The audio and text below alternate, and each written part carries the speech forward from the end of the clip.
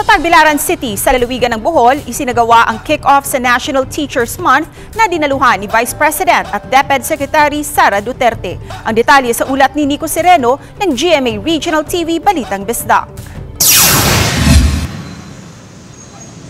Maagang nagsidatingan ang mga teachers at mga participants sa kick-off ng National Teachers Month na isinagawa sa Bohol Wisdom School Gymnasium. Isinagawa ang programa na dinaluhan ng mahigit 1,200 teachers mula sa Region 6, 7 at 8. Ang pagdiriwang ang simula ng isang buwang selebrasyon na nagpapahalaga sa mga teachers at sa kanilang serbisyo sa bayan.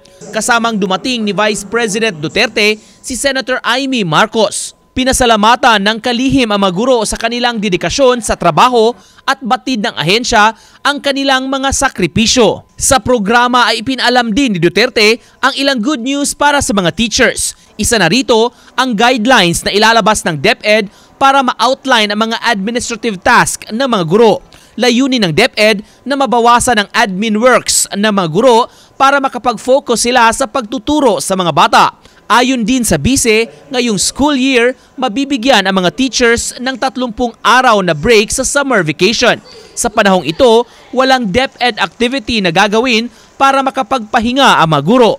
The Department of Education's matatag agenda is not just a slogan, it is our roadmap to institutionalizing reforms within the department.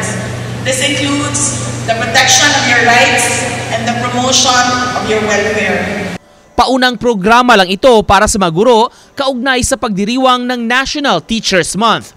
Mula sa GMA Regional TV Balitang Bisdak, Nico Sereno nagbabalita para sa GMA Integrated News.